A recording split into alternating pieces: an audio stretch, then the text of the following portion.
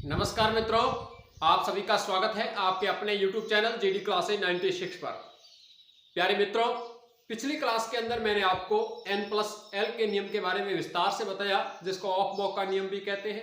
और इसके अंदर हमने देखा कि इलेक्ट्रॉन सबसे पहले उसी कक्षा में भरे जाएंगे जिसमें n+l का जो मान है वो सबसे कम हो। और इसके बाद मैंने आपको इसके एग्जाम्पल भी बहुत सारे करवाए कि अगर हम कहें कि 3s और 4d के अंदर, या ऐसे ले लें कि 3d और 4s के अंदर इलेक्ट्रॉन सबसे पहले किस के अंदर भरे जाएंगे, तो हमने देखा कि n+l का जो नियम कहता है, इसके अकॉर्डिंग अगर देखा जाए तो ये कहता है कि सबसे पहले आप n, तो इसके अंदर n का मान कितना है, इसके अंदर जो n का मान आएगा वो आएगा p, और l का मान कितना आएगा मैंने आपको बताया S, P, D और F के लिए। S के लिए 0, P के लिए 1, इसके लिए 2 और इसके लिए 3। तो D के लिए L का मान कितना हो गया, 2 हो गया। अगर मैं इसको n+l जोड़ दूं तो इसका जो आंसर आ रहा है वो आ रहा है 5। और इसकी अगर मैं तुलना करूं तो इसका जो n का मान आ रहा है वो आ रहा है 4, और S आपको पता है L में जो 0 होता है, और यहाँ पर हो गया 4 + 0, यहाँ से मान आ गया 4। तो यहाँ से आप कह सकते हो कि n+l में इसका मान कम आता है इसकी अपेक्षा। तो सबसे पहले 4s के अंदर इलेक्ट्रॉन भरे जाएंगे और उसके बाद 3d के अंदर इलेक्ट्रॉन भरे जाएंगे। उसी प्रकार से आप किसी का भी तुलना कर सकते हो। आपको सिर्फ n+l के नियम के अंदर एक बात याद रखनी है कि इलेक्ट्रॉन सबसे पहले उस कक्षा में भरे जाएंगे जिसमें n+l का मान सबसे कम हो। ये सारी बातें मैंने आपको पिछली क्लास के अंदर बहुत सारे उदाहरणों के साथ करवाई थी। साथियों, आज की क्लास के अंदर हम ऐसे 2 नियम और पढ़ेंगे। सबसे पहले मैं आपको पाउली के अपवर्जन नियम के बारे में बताऊंगा, उसके बाद हुंड के नियम के बारे में बताऊंगा, और उसके बाद मैं आपको विस्तार के साथ, धांसू ट्रिक के साथ इलेक्ट्रॉनिक विन्यास किस प्रकार से भरे जाते हैं, ये भी हमारी जो क्लास है इसी क्लास के अंदर आपको देखने को मिलेंगे। और इसके साथ साथ हम आज उस इलेक्ट्रॉनिक विन्यास में जितने भी अपवाद हैं जो अक्सर एग्जाम के अंदर प्रश्न वहां से उठ जाता है, वो भी आज अपन इस वीडियो में क्लियर करने वाले हैं। तो इस वीडियो में आप एंड तक बने रहिएगा। और अगर मेरा कोई मित्र इस चैनल पर नया है तो इस चैनल को सब्सक्राइब करके ज्यादा से ज्यादा इस वीडियो को शेयर कर दीजिएगा और बेल आइकन का घंटा प्रेस कर लें ताकि हर नोटिफिकेशन आपके पास जल्द से जल्द पहुंच सके। चलिएगा शुरू करते हैं आज की क्लास। और आज की क्लास के अंदर हमारा सबसे पहले जो टॉपिक रहेगा वो है हमारा पाउली का अपवर्जन नियम। ये क्या कहता है इसके बारे में अपन विस्तार से देखेंगे। देखिएगा, जो रेगुलर रहेगा उसी को ही ये सारी क्लासें पसंद आएगी और इस क्लास के अंदर मजा आएगा। मैं कह रहा हूं आप क्लास को जब लेते हो उस वक्त पेन पेपर पास में रखिएगा। और अगर आपने पिछले वीडियो नहीं देखे हैं तो कृपया करके इस प्लेलिस्ट के अंदर केमिस्ट्री की एक अलग से अपने चैनल पर प्लेलिस्ट बनी हुई है, उस प्लेलिस्ट पर जाकर के आप पहले वीडियो अवश्य देख लें ताकि आपको आज की क्लास भी अच्छी लगे और पसंद आए और समझ में आए, एग्जाम में आप कुछ अच्छा कर सकते हो। देखिएगा, मैंने आपको अभी कहा था कि हम आज पाउली का अपवर्तन नियम। पाउली का अपवर्तन नियम क्या होता है, इन्होंने क्या कहा था और ये अपने एग्जाम में किस प्रकार के उपयोगी रहेंगे इलेक्ट्रॉनिक विन्यास के अंदर, बहुत ही इंपॉर्टेंट है। देखिएगा, पाउली का जो अपवर्तन नियम कहता है कि जो कक्षक होते हैं, कक्षक के अंदर जो इलेक्ट्रॉन भरे जाते हैं, कक्षक के अंदर इलेक्ट्रॉन भरने का जो चक्रण होगा, उनकी जो दिशा होगी, इलेक्ट्रॉन भरने की दिशा विपरीत होती है। दिशा वो कैसी रहेगी, विपरीत। नहीं समझे, अभी समझिएगा। पाउली का अपवर्जन नियम कहता है कि जब आप कक्षक के अंदर या ऑर्बिटल के अंदर इलेक्ट्रॉन भरते हो तो उन इलेक्ट्रॉनों को भरने की जो दिशा रहती है, मैंने आपको कहा था कि एक ऑर्बिटल के अंदर यानी कि एक कक्षक के अंदर अधिकतम 2 इलेक्ट्रॉन रह सकते हैं। मैंने आपको यह भी कहा था कि S जो उपकोश होता है इसके अंदर एक ऑर्बिटल होता है और p उपकोष के अंदर 3 ऑर्बिटल होते हैं और d उपकोष के अंदर मैंने आपको कहा था कि 5 ऑर्बिटल होते हैं और f उपकोष के अंदर 7 ऑर्बिटल होते हैं। और मैंने ये भी कहा था कि प्रत्येक ऑर्बिटल के अंदर 2 इलेक्ट्रॉन अधिकतम रह सकते हैं।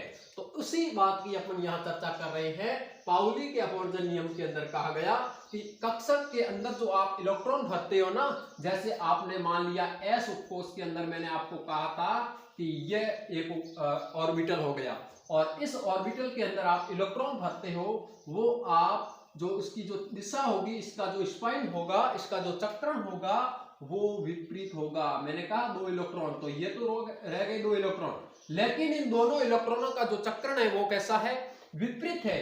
ये चीज आपको नोट करनी है पाउली के अपवर्जन नियम में। पाउली के अपवर्जन नियम के अंदर आप एक चीज नोट करें कि हमें एक बात ध्यान रखनी है कि कक्षक के अंदर जो इलेक्ट्रॉन भरते हैं उनकी दिशा विपरीत रहेगी। ये चीज आप नोट कीजिएगा।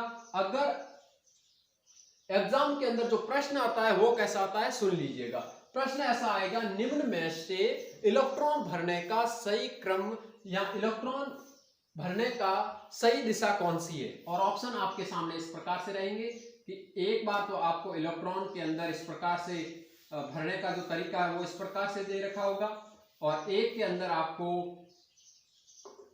इस प्रकार से दे रखा होगा, है ना, मान लीजिएगा दोनों इस तरह।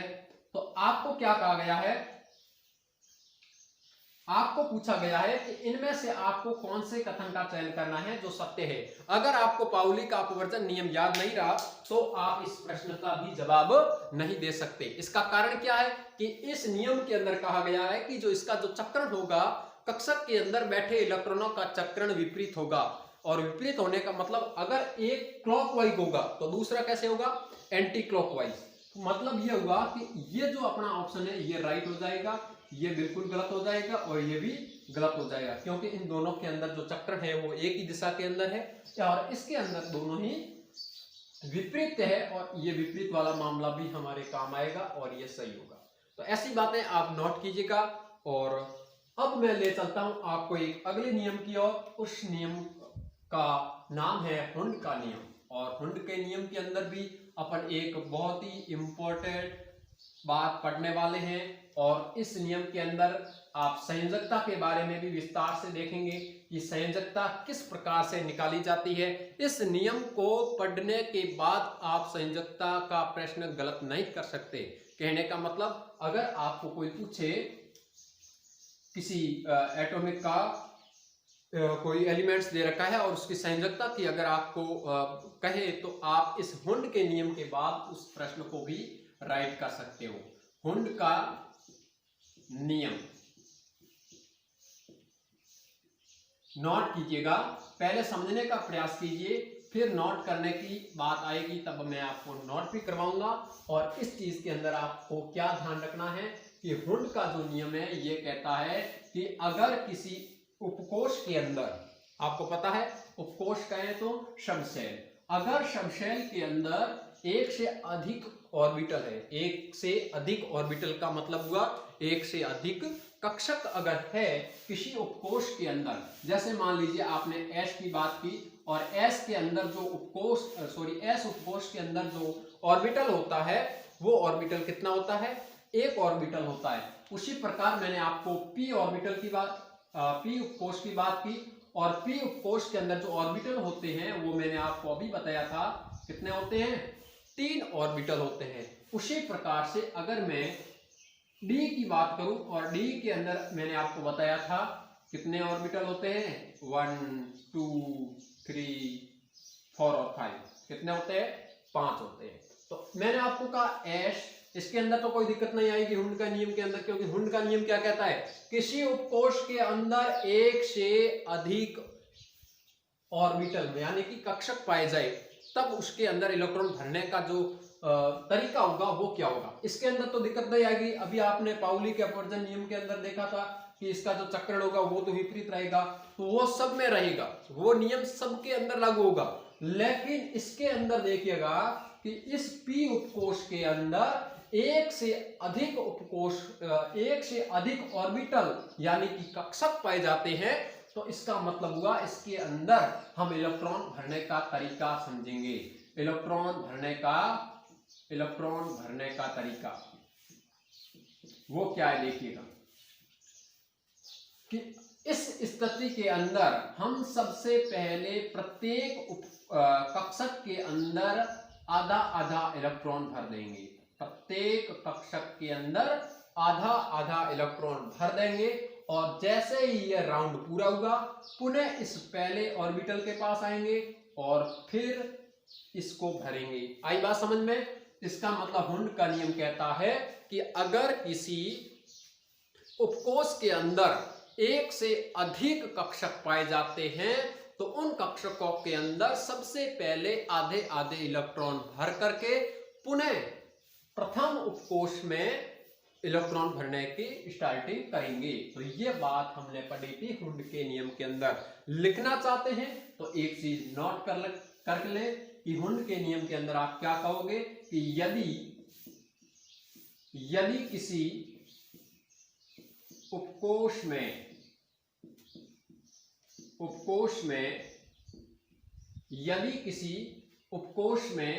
एक से अधिक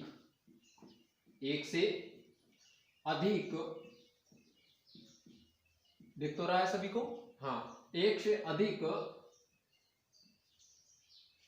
यदि किसी उपकोष में एक से अधिक कक्षक होते हैं, कक्षक हो, आपको पता है कि S के अंदर तो एक ही कक्षक है और आपने ये भी पता कर लिया कि जो एक कक्षक होता है इसके अंदर अधिकतम इलेक्ट्रॉन कितने रह सकते हैं, 2 रह सकते हैं। तो अगर उपकोष में एक से अधिक कक्षक हो तो इलेक्ट्रॉन पहले सभी कक्षक में आधे आधे भरे जाएंगे। पहले अपना काम क्या बनता है कि प्रत्येक के अंदर एक एक भर दो। जैसे मैंने आपको पास एग्जांपल ले लिया कि यहां पर मैंने लिख दिया D5, क्या ले लिया, D5, S, P और D5 हुआ। इसका मतलब आप सीधा कह सकते हो कि हमने ये देखा था कि जो D उपकोष होता है इसके अंदर, D उपकोष के अंदर जो कक्षक पाए जाते हैं वो कितने होते हैं, 5 ही तो होते हैं ना, बढ़ा दिए। अभी मैंने आपको बता था 1 2 3 4 और 5। समझने का प्रयास कीजिएगा, मैं आपको बेसिक तरीके से हाई लेवल तक ले जा रहा हूं। तो और इसके अंदर मैंने आपको कुछ बातें पिछले वीडियो के अंदर बता दी है और कुछ बातें आज अपन इस वीडियो के अंदर नए सीखने वाले हैं। देखिएगा D5 के अंदर अब दोनों नियमों की पालना करेंगे, पाउली के अपवर्जन नियम की और हुंड के नियम की भी। पाउली का अपवर्जन नियम तो यह कहता है कि जो चक्रण होगा इलेक्ट्रॉनों का वो विपरीत होना चाहिए। अगर आप एक ऑर्बिटल के अंदर 2 इलेक्ट्रॉनों को घुसा रहे हो, इसका मतलब हुआ कि उन कक्षक के अंदर जो इलेक्ट्रॉन होगा इसका स्पाइन, जो इसका जो चक्रण होगा वो विपरीत होना चाहिए। अब D5 आपको दे रखा है, इसका मतलब हम हुंड के नियम की भी पालना करेंगे और हुंड का नियम यह कहता है कि प्रत्येक कक्षक के अंदर पहले आप इलेक्ट्रॉन भर दीजिएगा इस प्रकार से 3 4 और 5। ऐसा नहीं है कि आप, अब देखो एग्जाम में प्रश्न कैसा आएगा, इसी तरीके का प्रश्न पूछा गया है और भी पूछेंगे, वो कैसे देखिएगा। अगर अब आपको तो D5 भरने और भरने का तरीका कैसा होगा, अगर कोई विद्यार्थी ऐसे भी कर सकता है कि हमने तो पहले पाउली के अपवर्जन नियम की पालना कर ली और इस प्रकार से 2 और 2 4 और एक पीछे बचाइए बैठा के ला। इस प्रकार की गलती आप जिंदगी में मत कर लेना, क्योंकि D5 के अंदर आपको ये जो उपकोष है इसके अंदर जो ऑर्बिटल होते हैं इसके अंदर आपको सबसे पहले आधे आधे इलेक्ट्रॉन भरने हैं और उस भरने के बाद आप अगर कोई पीछे बचता है तो उसको प्रथम ऑर्बिटल के अंदर भर देना है। अब यहां पर देखिएगा ऑप्शन आपको इस तरह देखे होंगे कि D5 के लिए ये होंगे 2, ये 3, ये 4 और ये 5। अब D5 के अंदर देखिएगा एक और चीज ले रहा हूं मैं यहां पर, कुछ विद्यार्थी ऐसे भी कर सकते हैं, 2 इसके अंदर भर दिए ऐसे भी कर सकते हैं। अब ऑप्शन ऐसे दे रखे हैं और प्रश्न पूछा है कि निम्न में से D5 को भरने का सही तरीका क्या होगा, ऐसे दे रखा है। मुझे बताइए, अगर आपको इस प्रश्न को सही करना है तो दो नियम तो याद रखना बहुत जरूरी है। पहला नियम हुंड का नियम, दूसरा नियम पाउली का। हुंड का नियम कहता है कि किसी उपकोष के अंदर एक से अधिक ऑर्बिटल होते हैं तो उसके अंदर इलेक्ट्रॉन जो भरे जाते हैं वो पहले आधे आधे भरे जाएंगे। और जो पाउली का नियम कहता है उसके अंदर हमने देखा था कि जो इलेक्ट्रॉन भरने का जो चक्रण होता है वो चक्रण एक दूसरे के विपरीत होगा। किसी कक्षक के अंदर आप अगर इलेक्ट्रॉन भरते हो तो उसका स्पाइन कैसा होगा, विपरीत होगा। ये चीज आपको नोट करनी है, उनकी दिशा विपरीत होगी। अब ले चलता हूं, अब इसके अंदर राइट कौन सा होगा, देखिएगा ये बिल्कुल गलत है। भरे तो D5 है, बिल्कुल अच्छी बात है। 2 और 4 और 5 काउंट करने में आपको दिक्कत नहीं आएगी। जल्दबाजी के अंदर आप ऐसा मत कर देना 2 और 2 4 और 1 5, ठीक है D5 राइट हो गए, ऐसा नहीं करना है आपको। ये भी गलत हो गया, ये पूरे के पूरे नियमों की पालना कर रहा है। ऑप्शन नंबर ए राइट होगा। आई बात समझ में। अब ले चलता हूं मैं आपको अगले नियम की ओर, और वो हमारा नियम, चलिए एक उदाहरण और भी कर लेता है। क्या होगा उदाहरण, देखिए जैसे मैंने आपको यहां पर दे दिया कि 3D या 6 है, D6 है, तो आप क्या करोगे, या P4 ले लो। इन दोनों के लिए आप बता दो। अगर ये दो चीज आपको समझ में आई, इसका मतलब हमारे ये दो नियम क्लियर हो गए। देखिएगा P के लिए आपको मैंने बताया था कि जो कक्षक होते हैं वो 3 होते हैं, और D के लिए जो कक्षक होते हैं वो कितने होते हैं, 5 होते हैं। अब इसके अंदर आप कक्षक बनाओ पहले। D उपकोष के लिए 1 2 3 4 और 5, और P के लिए बनाइएगा। P के लिए अभी आपको मैंने बताया था 1 2 और 3, ठीक। इसके अंदर 6 इलेक्ट्रॉन है, इसका मतलब हम दोनों नियमों की पालना करेंगे। पहले तो सब में आधा आधा भर दो, 3 4 और 5। अब बारी आई पहले की, तो इसके अंदर भरना तो विपरीत है इस प्रकार से। अब देखिए कितने हो गए, 2 और 2 4 5 6 7, है ना। तो इसमें अपन 1 कम कर देंगे, अब हो गया ना 5 और 1 6। तो इस प्रकार से भरे जाएंगे। अब इस P4 के अंदर देखें तो P4 के अंदर आपको क्या करना है, सबसे पहले तो 1 1 भर दो, और फिर अपन दूसरे चक्र की ओर बात करेंगे तो ये विपरीत इलेक्ट्रॉन यहां से शुरू होगा। तो ऐसे प्रश्न आप ज्यादा से ज्यादा हल करने की कोशिश करना। ऐसे प्रश्न एग्जाम के अंदर ऑप्शन के रूप में देखने को मिल सकते हैं। तो आप इस प्रकार की जितने भी ये मैंने आपको उपकोष के ऑर्बिटल के बारे में बताया, ये आप घर आज बैठे बैठे ये सारी की सारी बातें रिवाइज करिएगा और ज्यादा से ज्यादा मिलाने का प्रयास कीजिएगा। अब ले चलता हूं मैं आपको इलेक्ट्रॉनिक विन्यास भरने का एक धांसू तरीका, क्योंकि ये मामला थोड़ा आर्ट वालों के कम बैठता है, तो उनके लिए भी कुछ मेरी तरफ से जितना सहयोग हो सके उसके लिए मैं ट्रिक बना करके लाया हूं। और वो ट्रिक अगर आपको पसंद आए तो अपन सबके लिए बहुत ही अच्छा काम होगा। और अगर मैं आपको वो वैज्ञानिक तरीका भी बताऊंगा, धैर्य रखिएगा, कोई जल्दबाजी मत करें। धांसू तरीके 2-3 बता दूंगा, जितनी आपको इच्छा लगे, जितनी आपकी मर्जी, ठीक है। अब देखिए धांसू तरीका क्या है, इलेक्ट्रॉनिक विन्यास भरने का। इलेक्ट्रॉनिक विन्यास भरना तो है, और उसके अंदर एक सीक्वेंस होती है कि किस हिसाब से इलेक्ट्रॉन भरे जाते हैं, वो देखिएगा। इलेक्ट्रॉन भरने का तरीका, इलेक्ट्रॉन भरने का तरीका,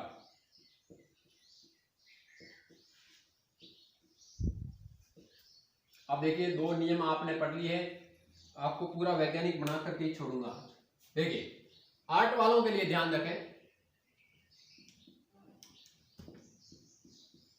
क्या धांसू ट्रिक है क्या।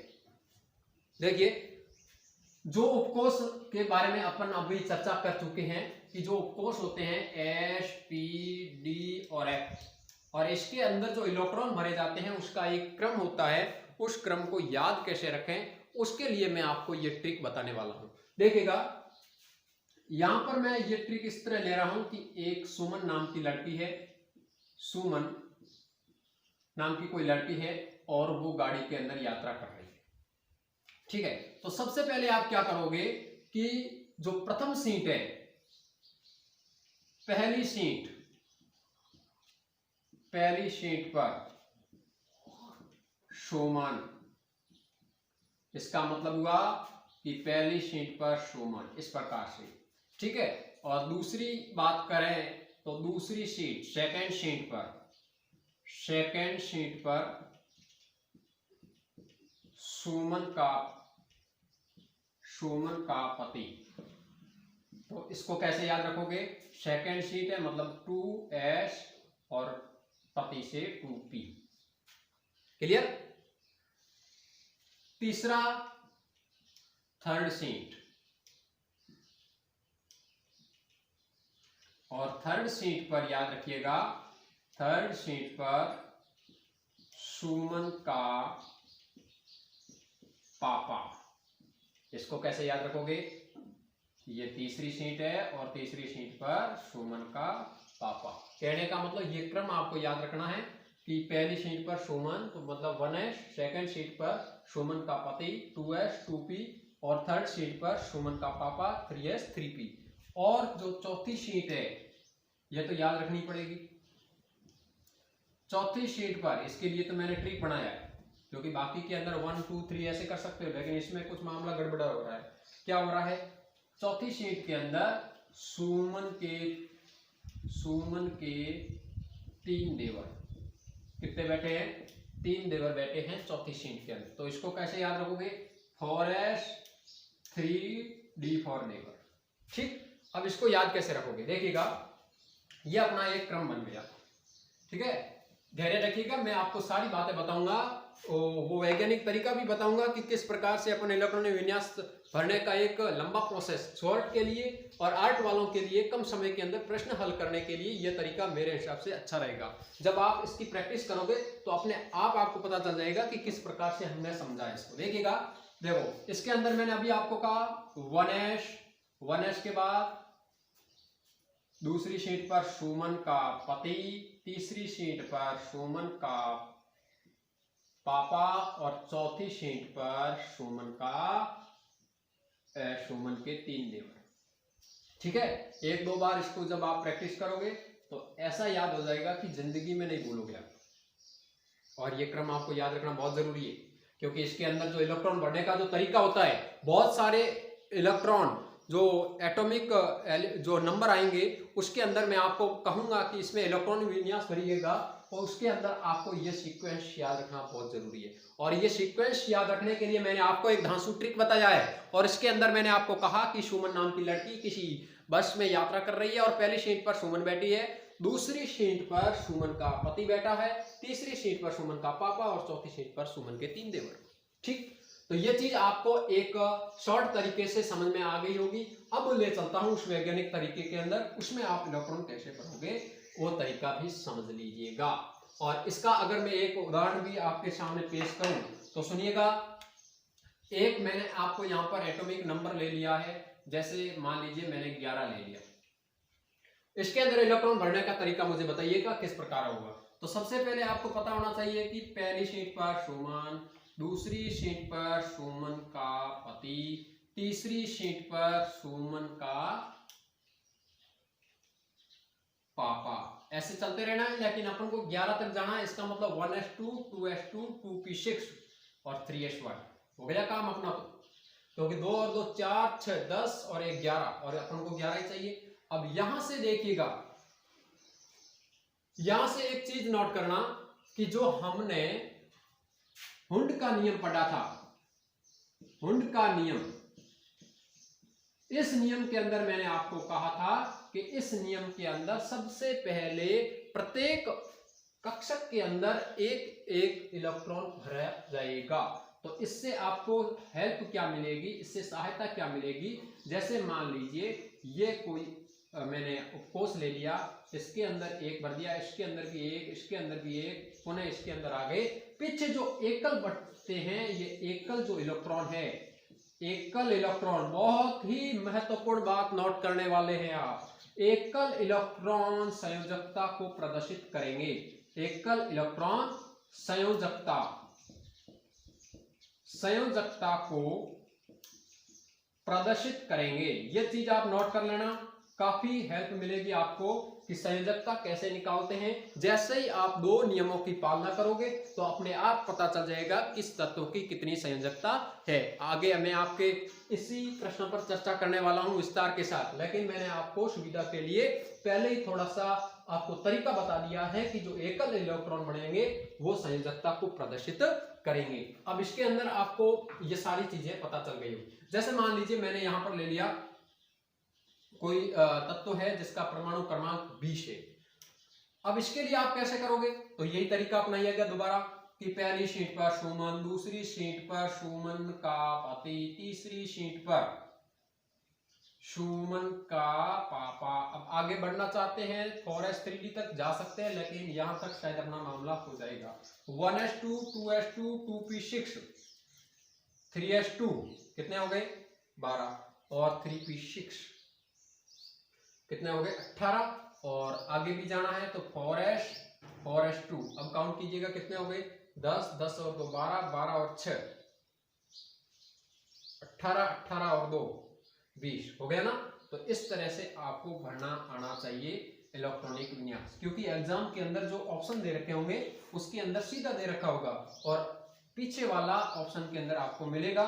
तो जब आप इलेक्ट्रॉनिक विन्यास पूरा भरना नहीं समझ पाते तब तक ये प्रश्न आप सही नहीं कर पाओगे। मैंने आपको एक साधारण तरीके से एक अपने खुद के हिसाब से जो बातें लिख करके एक ट्रिक के माध्यम से कहें या कैसे भी करें, मेरा सिर्फ एक ही मकसद है, आपको समझ में आना चाहिए।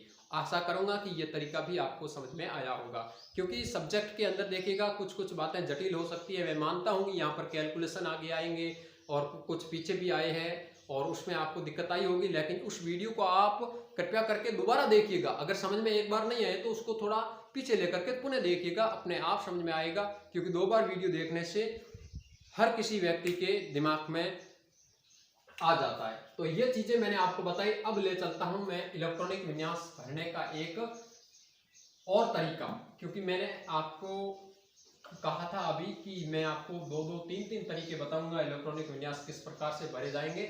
जैसी आपकी इच्छा, जो आपको अच्छा लगे उसकी पालना करते हुए आप आगे बढ़े।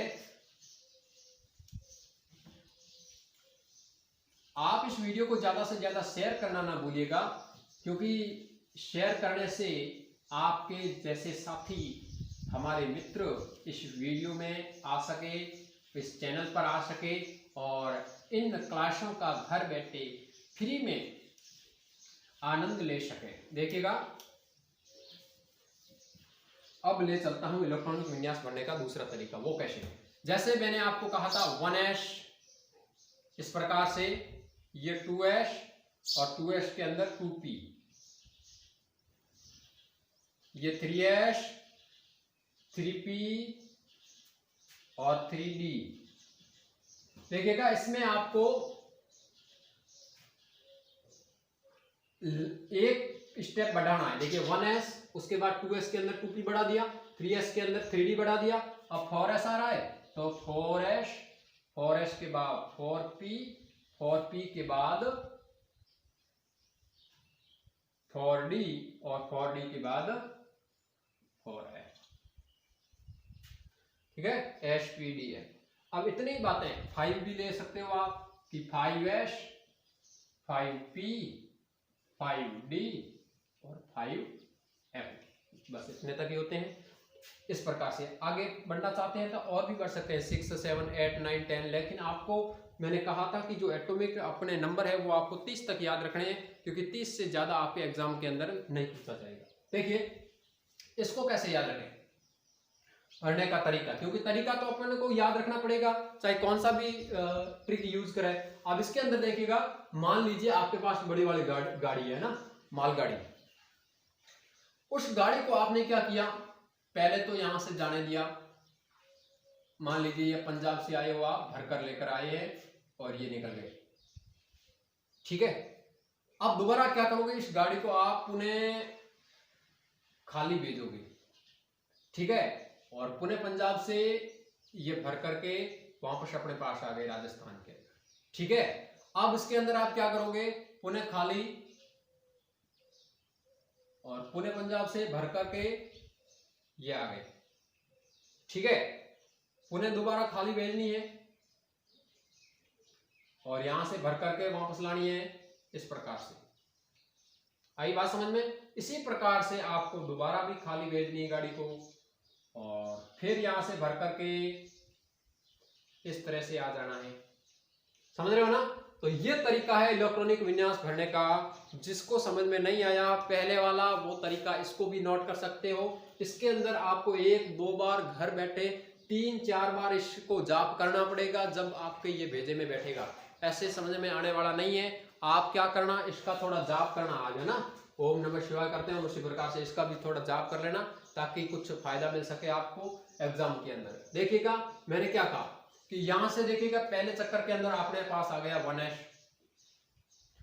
दिख रहा है ना, हाँ। फिर 2s दूसरे राउंड के अंदर 2s आ गया, फिर 2p आ गया, समझने का प्रयास कीजिए।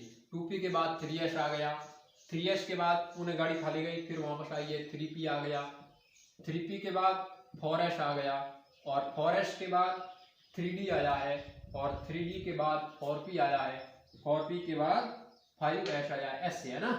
चाहे वो तरीका याद रखो चाहे ये तरीका याद करो, आपकी इच्छा, ठीक है। वो तरीका याद रखो, पहली शीट पर सुमन, दूसरी शीट पर सुमन का पति, तीसरी शीट पर सुमन का पापा, चौथी शीट पर सुमन के 3 देवता। आई बात समझ में? तो ऐसे तरीके आप जब याद करोगे, अब ले चलता हूं मैं आपको उन उदाहरणों की तरफ जिसका आपको काफी लंबे समय से इंतजार था कि सर एग्जाम्पल कब करवाओगे। तो चलिएगा अब देखिए उदाहरण, ये सारी चीजें आपको समझ में आएगी, उसके बाद हम उदाहरण कर सकते हैं। ऐसे उदाहरण समझ में आने वाले नहीं है। तो आपका काम बनता है इसको थोड़ा जाप करना घर बैठे। आज पूरा का पूरा 1-2 बार 3 बार बना करके देखिएगा। मैं आपके लिए ये जो बात लेकर के आया हूं इसको आप नोट करें और आशा करूंगा कि ये सारी चीजें आपको समझ में आई होगी। और इसका स्क्रीनशॉट लेना चाहते हैं तो स्क्रीनशॉट भी ले सकते हो आप, आपके पास समय है। अब ले चलता हूं मैं आपको उदाहरणों की तरफ, किस प्रकार से हम एग्जाम्पल करेंगे, किस प्रकार से परीक्षा के अंदर प्रश्न आते हैं और इसका मेरा पढ़ाने का मतलब क्या हुआ कि एग्जाम के अंदर इतनी लंबी बातें पूछी जाएगी? जी नहीं, लंबी के अंदर छोटी चीजें पूछी जाएगी और छोटी चीजों को हमें प्राप्त करने के लिए लंबी चीजें पढ़ना बहुत जरूरी होता है। तो इसलिए मैं ये सारी चीजें आपको बताता हूं। आप इस वीडियो को शेयर करना ना भूलिए अपने मित्रों के साथ, जितना भी आपके पास टेलीग्राम, व्हाट्सएप, फेसबुक, इंस्टाग्राम, जहां तक हो सके आप इस वीडियो को शेयर ठोक दीजिएगा ताकि सारे विद्यार्थी जुड़ सके। देखिएगा अब मैं यहां पर कोई उदाहरण ले रहा हूं। जैसे मान लीजिए कोई तत्व है जिसका परमाणु जो क्रमांक है वो है 23 और इसका मुझे इलेक्ट्रॉनिक विन्यास, अब पहले वाले आर्ट वाला जो मैंने आपको तरीका बताया था उस नियम से मैं आपको बताऊंगा और वो समझ में नहीं आया तो इस नियम से बताऊंगा, लेकिन क्रम आपको याद रखना बहुत जरूरी है। देखिए पहली शीट पर सुमन, दूसरी शीट पर सुमन का पति, तीसरी शीट पर सुमन का पापा, चौथी शीट पर सुमन के 3 देवता। क्लियर? अब इसके अंदर देखिएगा आपको तो क्या करना है, 23 तक जाना है, ठीक है। तो आपको क्या करना है 1s2, 2s2, 2p6। अच्छा, एक किसी की डाउट आ रही है कि यहाँ पर क्या लिख रहे हो 2, 2, 6 क्या हो रहा है मामला, तो उनके लिए कृपया करके पिछले वीडियो देखें। मैंने आपको पूरे अच्छे तरीके से ट्रिक के साथ बताया था कि s के अंदर अधिकतम 2 इलेक्ट्रॉन, p के अंदर 6, d के अंदर 10। इस प्रकार से मैंने आपको बातें बताई थी, f के अंदर 14। इस प्रकार से जितनी भी बातें मैंने आपको बताई थी वो आप पिछली वीडियो के अंदर अवश्य देख लें ताकि ये वीडियो आपको समझ में आए। देखिएगा 1s2, 2s2, 2p6, 3s2, ऐसे आप 4, 5, 6, 7, 10 जब एग्जाम्पल कर लोगे ना तब आपको ये सारी की सारी जो सीक्वेंस है ये अपने आप अपने दिमाग में बैठ जाएगी कि मुझे क्या करना है परीक्षा के अंदर। 1s2, 2s2, 2p6, 3s2, 3p6, अपन को कितने तक जाना है 23 तक जाना है। तो कहने का मतलब 6 और 4 10, 2 12 और 6 18, 18 और 2 20 और 20 और 3। अब देखिएगा डी के अंदर तो ज्यादा आ सकते हैं लेकिन अपने पास ही भी कितने बचे हैं, 3 ही बचे हैं, तो मैंने इसके अंदर D3 लिख दिया। अब यहां पर एक चीज नोट कीजिएगा कि जो D3 आया है 3D3, इसका मतलब हुआ कि यहां पर D के अंदर कितने कक्षक होते हैं, SPD के अंदर ये 3 और ये 4 और ये 5 हो गए ना। D के अंदर 5 होते हैं और इसके अंदर जो इलेक्ट्रॉन बैठे रहते हैं वो कितने हैं, 3 हैं। ये देखिएगा, और भी आ सकते हैं। मैंने आपको कहा था कि अगर 5 5 दूने 10 इलेक्ट्रॉन आ सकते हैं, लेकिन इसके अंदर D3 अपने पास पीछे भी कितने बचे हैं, 3 ही बचे हैं, तो मैंने यहाँ पर 3 लिख दिया। और मैंने आपको यह भी कहा था कि इस प्रश्न का आपको संयोजकता भी मिल गई है, वैलेंस, है ना। कैसे मिली है, अगर एग्जाम के अंदर प्रश्न मिल जाए कि परमाणु क्रमांक 23 की संयोजकता कितनी होगी, कोई तत्व है और उसका परमाणु क्रमांक 23 है और उस 23 का परमाणु क्रमांक की संयोजकता बताइए। अगर आपको ये सीक्वेंस आपके समझ में आ गई है तो आप सीधा कहोगे कि D3 आया है और D3 को आपने ऐसे भर दिया। और मैंने आपको हुंड के नियम के अंदर बताया था कि अगर एकल इलेक्ट्रॉन पीछे रह जाते हैं वो उस तत्व की संयोजकता को प्रदर्शित करते हैं। तो यहां से जो संयोजकता आपको देखने को मिलेगी वो कितनी मिलेगी, 3 संयोजकता। अगर प्रश्न ऐसा मिले तो आपका जवाब 3 हो गया कि संयोजकता 3 हो गई। इसी प्रकार से मैं आगे ले चलता हूं। जैसे मान लीजिए मैंने ले लिया 14, इस 14 परमाणु क्रमांक की मुझे संयोजकता बताइए। प्रश्न आ गया सीधा, संयोजकता ज्ञात करो। 5 सेकंड के अंदर अब आप करने वाले हैं, क्योंकि आपको सारी की सारी चीजें पता चल गई है कि संयोजकता कैसे ज्ञात करेंगे। पहली शीट पर सुमन, दूसरी शीट पर सुमन का पति, तीसरी शीट पर सुमन का पापा, चौथी शीट पर सुमन के 3 लेबर। ऐसे आप कर सकते हो। अगला ट्रिक है वो भी आप इसमें यूज कर सकते हो, लेकिन उसमें टाइम लग सकता है। उसको 1-2 बार आज घर बैठे बैठे उसका प्रैक्टिस करना, प्रैक्टिस करने के बाद वो भी इजी हो जाएगा। अब इसके अंदर आपको क्या करना है, जो पीछे वाली है इसमें आप ज्यादा तक नहीं जा सकते, 14 तक जाना है आपको। 1s2 2s2 2p6, अब 3s2 कितने हो गए, 6 और 4 10 2 12, 12 और 2 14। इसका तो अपने काम ही नहीं बना, ठीक। तो 3p2 हो गया। इसका मतलब पीछे जो बचा है, इसके लिए मैं आपको एक बात बताऊं, P के अंदर जो कक्षक होते हैं वो 3 होते हैं। इस प्रकार की डिब्बियां बनाना आना चाहिए और उसके बाद इलेक्ट्रॉन भरने हैं तो 2 हो गए। अगर आप ऐसे भरोगे ये बिल्कुल गलत है, समझ रहे हो ना।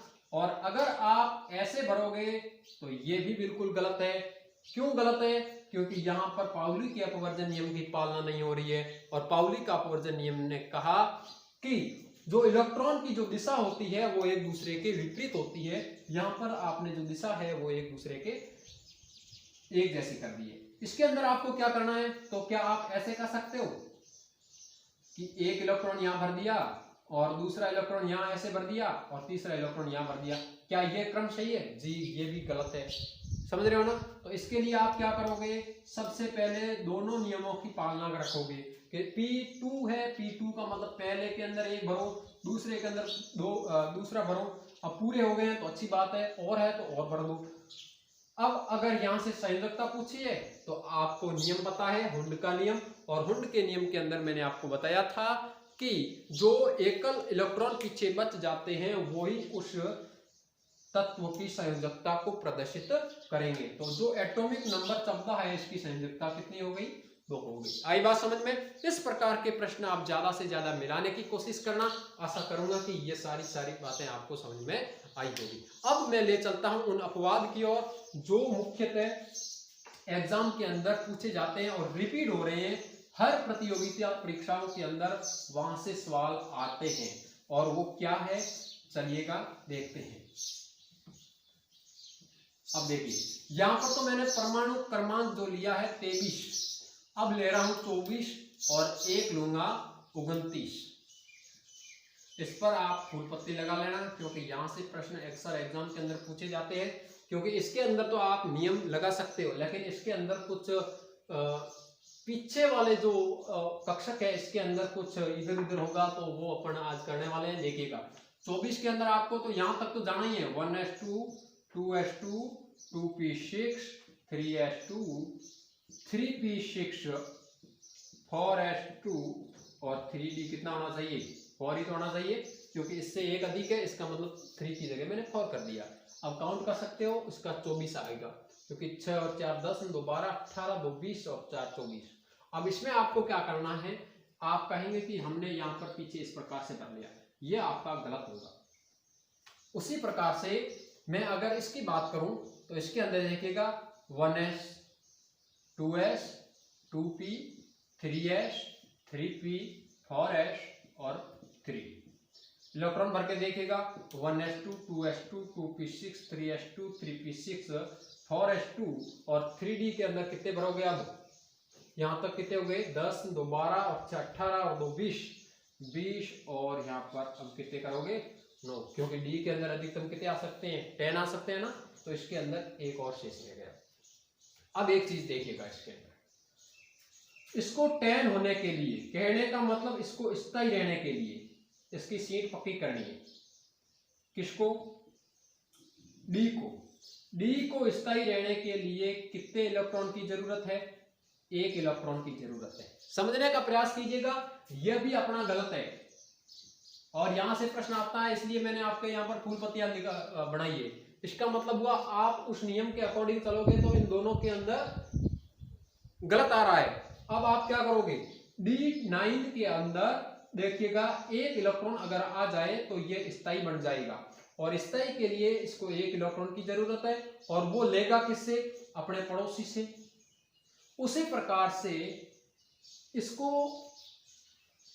5 बनाने के लिए, अब 5 क्यों बनाएगा, क्योंकि यहां पर 10 हो गया, 10 का मतलब पूर्ण पूरित हो गया, पूर्ण पूरित, और 10 का आधा कितना होता है 5 होता है, और 5 को अपन कहेंगे अर्धपूरित, क्या कहेंगे अर्धपूरित। इसको तो पूर्ण पूरित बनाना है और इसको क्या बनाना है, अर्धपूरित बनाना है। अर्धपूरित बनाने के लिए कितने की जरूरत होगी, यहाँ पर 4 है और एक अगर ये पड़ोसी दे देगा तो इसके पास हो जाएगा D5, और आप क्या करोगे, अब S से एक इलेक्ट्रॉन जबरदस्ती लोगे और इस D के अंदर भेज दोगे, तो ये क्या हो गया, अर्धपूरित हो गया। उसी प्रकार से आप इसको 10 बनाने के लिए आप क्या करोगे, S से एक इलेक्ट्रॉन लोगे तो इसके पास पीछे एक बच गया और 3D 10 हो गया। अब आपका इलेक्ट्रॉनिक विन्यास यहाँ से सही हो गया। एग्जाम के अंदर अब पूछा क्या जाएगा, आपको पूछा जाएगा कि एटॉमिक नंबर 23 के अंदर निम्न में से इलेक्ट्रॉनिक विन्यास का तरीका है, उसके अंदर लास्ट वाला दे रखा होगा 4s2 3d9 और 4s1 3d10। तो आप जब उन नियमों के अकॉर्डिंग चलोगे तब तो आपका ये रिजल्ट आएगा, लेकिन आपको ध्यान रखना है इसके अंदर आपको अर्धपूरित और पूर्णपूरित का ध्यान रखना है। जैसे ही आप इस नियम की पालना करोगे तो आपका जवाब सही हो जाएगा। तो आशा करूंगा कि इस क्लास के अंदर आपको ये सारी बातें समझ में आई होगी। आज की क्लास के अंदर हमने पढ़ा क्या, सबसे पहले मैंने आपको इस आज की क्लास के अंदर पाउली के अपवर्जन नियम के बारे में बताया, और पाउली के अपवर्जन नियम के अंदर मैंने आपको कहा कि इलेक्ट्रॉन का जो चक्रण होता है, इलेक्ट्रॉन की जो दिशा होती है वो एक दूसरे के विपरीत होती है। और दूसरे नियम के अंदर जिसका हुंड का नियम है, उसमें हमने देखा था कि अगर किसी उपकोष के अंदर एक से अधिक कक्षक पाए जाते हैं तो उसके अंदर सबसे पहले उन सभी कक्षक के अंदर आधा आधा इलेक्ट्रॉन भरेंगे और उसके बाद दूसरे राउंड के अंदर दूसरा इलेक्ट्रॉन भरने जाएंगे। यह बात हमने दो नियमों के अंदर पढ़ी, और उसके बाद मैंने आपको इलेक्ट्रॉनिक विन्यास के दो धांसू ट्रिक बताए, और वो ट्रिक अगर आपने आज घर बैठे प्रैक्टिस की तो आज इस प्रकार के प्रश्न आप नहीं छोड़ने वाले हो। और एग्जाम के अंदर अक्सर यहाँ से प्रश्न उठता है, विद्यार्थी घबरा जाता है। आज मैंने आपको पूरी की पूरी बातें विस्तार से बता दी है। आशा करूंगा कि आज का सेशन आपको अच्छा लगा होगा। अगर मेरा वीडियो आज आपको अच्छा लगे तो इस वीडियो को ज़्यादा से ज़्यादा शेयर कीजिएगा। तो दोस्तों आज के लिए इतना ही, कल फिर मिलेंगे, तब तक के लिए goodbye, good luck, wish you all the best.